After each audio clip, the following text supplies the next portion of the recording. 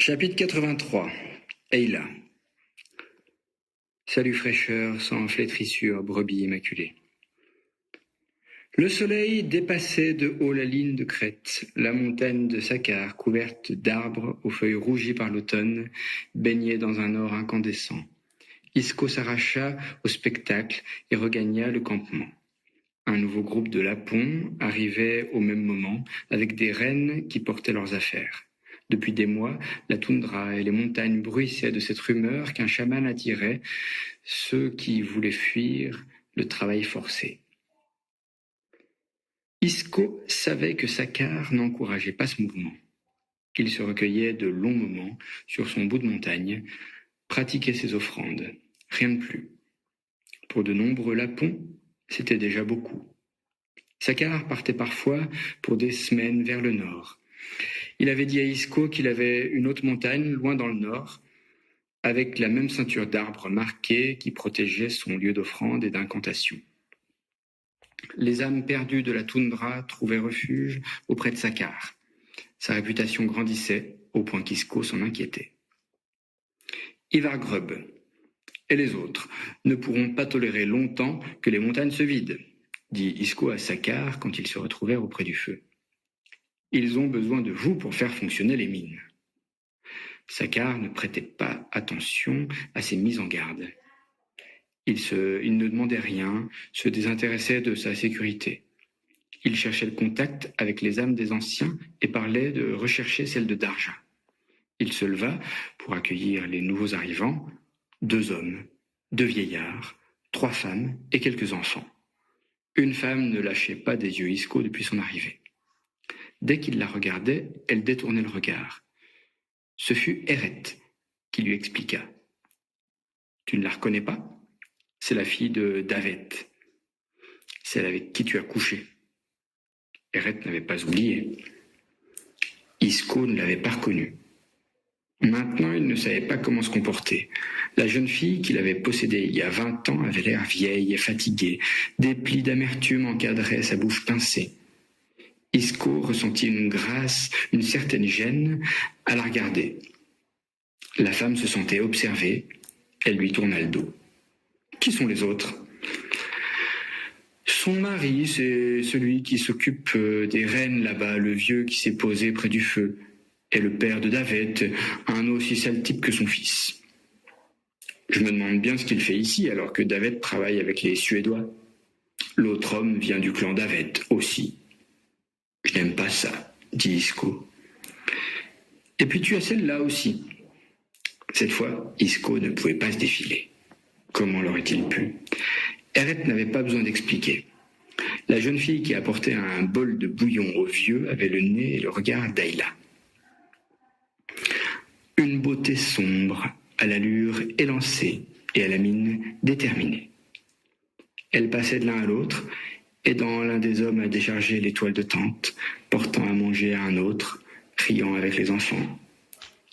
Elle s'appelle Ayla. Elle est mariée ? Eret le regarda bizarrement. « Pourquoi elle te plaît ? Tu ne peux pas coucher avec elle. »« Je sais qui elle est. Elle ressemble tellement à ma mère, jusqu'à son prénom. » La jeune fille s'était arrêtée un moment pour découvrir le campement et ses occupants. Maintenant, elle aussi avait du mal à détacher son regard d'Isco. Que pouvait-il lui dire ? Lui avait-on raconté ?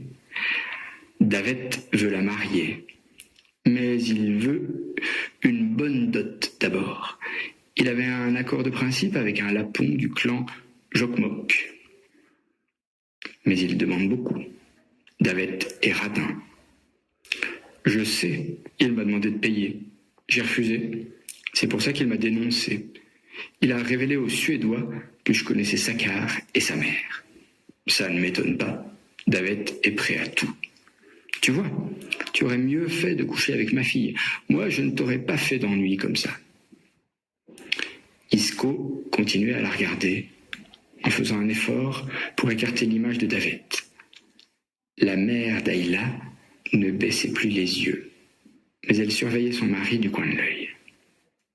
Saqqar se dirigea vers les nouveaux arrivés, étendit les bras. Il les accueillait comme il le faisait avec chacun, s'hasardant plus avec sa fille. Ils se parlaient. Elle souriait, regardait le sommet des montagnes, pointait de la main dans le ciel et sur le sol, Sakhar lui répondait avec d'identiques gestes de la main. Après un moment, Sakhar la prit par la main et l'emmena vers sa tente. Marja, sa femme, était morte l'hiver précédent en donnant naissance à un garçon également décédé. Il lui restait son fils, le petit Aslak, qui gardait des rennes de l'autre côté de la rivière. « Ne fais pas ces têtes-là, lui dit Eret en secouant Isco. Partons faire tes cartes. Elle sera là quand tu reviendras. Je crois que j'ai besoin d'aller faire quelques lancers de harpon. Toi et ton harpon. » Ils revinrent le soir en même temps qu'un groupe de chasseurs. Ils avaient l'air contents, tapaient sur l'épaule de Sakhar qui marchait au milieu d'eux. Les offrandes du chaman avaient apparemment porté leurs fruits. Sakhar, pourtant, gardait un air grave. Il s'approcha d'Isco et l'entraîna à l'écart. « Ce soir, je vais visiter l'esprit de Darja. Les nuages s'accumulent. J'ai besoin de savoir. Ta fille Eila m'aidera. Je voulais que tu le saches. »« Comment sais-tu que c'est ma fille ?» Sakhar lui sourit. « Je le sais, comme je sais où tu étais aujourd'hui avec Eret. Je l'ai vu. Je sais que vous êtes descendu par la vallée des Trois Pins jusqu'au rocher de la rivière qui saute, que vous vous êtes arrêté là longtemps. Je faisais des mesures. Comment as-tu vu ça? Vous êtes parti chasser de l'autre côté ?» Sakhar ne répondit pas à la question d'Isco. « Il me faut un renne pour le sacrifice. Ayla ne peut pas m'aider. Il faut un homme. » Ils marchèrent de l'autre côté de la rivière jusqu'à trouver Aslak, assis sur un rocher avec d'autres garçons. Il surveillait quelques rennes qui broutaient dans un sous-bois vallonné, se gavant de champignons, de baies et d'herbes. Il fallut quelques instants à Isco pour s'apercevoir que derrière ces rennes, il y en avait d'autres, beaucoup d'autres. Toute la vallée bougeait. Jamais Isco n'avait vu autant de rennes rassemblées. À la lisière de la forêt, d'autres hommes faisaient le guet. Sakhar dut remarquer l'air d'Isco. Il l'emmena sur le dos de la colline, d'où la vue embrassait tout le troupeau. Des centaines de bêtes, un trésor pour lequel les Suédois se seraient damnés. Dans quelques jours, il faudra les suivre ailleurs. Pour un troupeau si gros, le pâturage ne dure pas longtemps, dit Sakhar. Mais au moins le clan arrive à s'acquitter des taxes que prélèvent les Suédois en rennes, et il en reste assez pour nourrir tout le monde. On ne les chasse plus maintenant. Il appela son fils et lui montra un animal à une vingtaine de pas. Aslak était habile. Il l'attrapa au second essai. Le renne se débattit, mais finit par se calmer. C'était un mâle d'environ 2 ans à la fourrure fauve, plus claire sur la poitrine. Ses bois velus faisaient à peine la taille de sa tête. Une demi-heure plus tard, Isco s'arrêta à un arbre marqué du symbole de Sakhar. Il savait qu'il n'avait pas le droit de passer cette limite. Au-delà commençait le territoire sacré du Noaidi. Sakhar poursuivit sa marche avec Aslak et le renne. Lorsqu'ils revinrent après un long moment, ils portaient des quartiers de rennes. La tête avait été laissée là-haut. Isco prit le relais d'Aslak pour porter le corps de l'animal avec Sakhar. Arrivé au campement, Eret prépara la viande. Quand le soir fut venu, on mangea. De l'eau de vie circulait, des hommes fumaient de ce tabac qui faisait tourner la tête.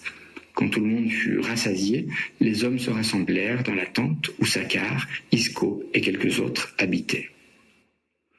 Sakhar, qui avait bu plus que les autres, se déshabilla. Lorsqu'il fut nu, il s'empara d'un tambour qu'Isco l'avait vu utiliser quelquefois avant la chasse ou la pêche. Mais la cérémonie de ce soir paraissait différente. Sakhar, yeux mi-clos, frappa doucement le tambour d'un marteau de cornes de renne finement sculpté. Bougeant d'un pied sur l'autre, entre le foyer qui brûlait au milieu de la grande tente et les hommes assis sur les peaux de renne. Seule la mélodie comptait. Il se mit à émettre de longs monosyllabes qui vibraient sur des tons de plus en plus hauts avant de retomber dans des sonorités douces. Isco en percevait mal la signification, mais il n'osait questionner Eret. Près de lui, qui suivait, yeux grands ouverts, les gestes lents du Noaïdi nu, conscient de la chance unique qui lui était donnée. Près de Sakar, Ayla, seule femme, entama un chant. La voix de la jeune fille opéra aussitôt, s'immisçant dans les méandres des esprits présents et invisibles. Isco lui-même, réchauffé au corps et au cœur par l'eau de vie, se laissait porter. Sakar se mit soudain à sauter au milieu de la tente, à droite, à gauche, mais personne ne semblait y prêter attention. Isco sentit la main d'Eret sur son épaule. « Il faut que tu sortes maintenant. Ce qui va suivre n'est pas pour nous. Nous te raconterons. » Isco n'insista pas. Il savait combien ces moments relevaient du sacré. Il s'éclipsa et resta non loin de la tente, près du feu, bercé par le bruit du tambour et les voix de Sakar et d'Ayla qui s'accordaient et se soutenaient. Puis il n'entendit plus que le chant de la fille, pur et mélodieux. Elle continua un moment avant de commencer à parler. Isco tendait l'oreille, mais il n'osa pas se rapprocher de la tente. Dehors, des femmes le regardaient. Il resta près du feu, remit des bûches, suivant ce qui se passait à l'intérieur grâce aux ombres projetées sur la toile de tente. Sakar devait être assis, ou peut-être allongé, plongé dans ce sommeil mystérieux qu'Ayla, son ombre, décryptait. Ayla, seule debout, parlait d'une voix emportée, douce et passionnée. Isco captait quelques mots. Elle décrivait un voyage, racontait les montagnes et les rivières que Sakar parcourait. Mais Isco ne comprenait pas exactement où ce voyage emmenait le Noaïdi. Le silence s'abattit de nouveau sur le campement. De la tente, nul bruit ne parvenait. Ou alors on parlait à voix basse. Le silence s'éternisa, puis la voix de Sakar s'éleva. Il racontait les péripéties de son voyage. De nouveau dans la tente, Sakar, recroquevillé près du foyer, se tenait les genoux avec les bras. Son regard semblait encore loin. Eret s'avança vers Isco. Elle conduisit à Ayla. « Elle sait », murmura simplement Eret avant de s'éclipser. Les yeux de la jeune fille brillaient de la même intensité qu'Ayla. Elle le regardait avec curiosité. « Tu ressembles à ta grand-mère », dit-il en suédois. Elle fit une sorte de grimace charmante, signe qu'elle ne comprenait pas, ou mal. Il répéta dans le dialecte de la région d'Arjeplog qu'il maîtrisait bien. Ayla approuva de la tête. « Tu ne ressembles à personne », répliqua-t-elle. Isco sourit. Elle avait raison. Dans cette région, il était seul de son espèce. Les Suédois ne s'aventuraient pas jusqu'ici, pour l'instant en tout cas. Et il leur ressemblait de toute façon bien peu. « Comment es-tu arrivé ici ? Mon grand-père voulait me marier avec un homme méchant, qui avait une femme avant. Elle est morte. Je ne veux pas être avec lui. Il me fait peur. Il crie tout le temps. On dit que c'est un de ces mauvais Noaïdi qui jettent des sorts pour disperser les troupeaux et blesser les gens. » Elle montra Sakar du menton. J'ai eu peur que dans son voyage, parmi les esprits, Sakar aille le combattre. Ça arrive parfois. Alors, le Noaïdi ne se réveille pas de son voyage. Ce n'était pas ça. Mais je ne me marierai jamais avec cet homme. On dirait que Davet a du mal avec le sang basque. Le sang basque, Isco se rendit compte qu'il ne savait pas quoi décrire. Des montagnes qui ressemblaient à celles qui les entouraient, la mer et la vague de Bellara, le sol ocre, le sable ocre et les danseuses au panier, des seigneurs qui volaient des terres en accusant les autres de sorcellerie. Ta part d'indépendance. De nouveau cette petite grimace. Isco lui sourit. Que vas-tu faire ? Continuer. Certains passent du côté norvégien. On verra. On écoutera nos dieux. Sakar reprenait ses esprits. Il s'approcha d'eux. Il raconta en détail ce qu'il avait vu lors de son errance. J'ai croisé les êtres souterrains, ceux qui assistent Saraka, qui m'ont conduit à Darja. Son esprit est paisible. Elle m'a dit qu'elle avait trouvé le repos avec toi, comme tu me l'avais dit. J'ai senti ses pas sous mes pas. Il y a autre chose que j'ai vu. Une montagne blessée, maudite, qui se venge des hommes, des villages, se vide. Tu connais cette montagne, Isco, le rocher du dormeur. Ande le berger, les rêves l'ont emmené. Le rêve est devenu un cauchemar. Que Saraka nous vienne en aide, murmura Aïla.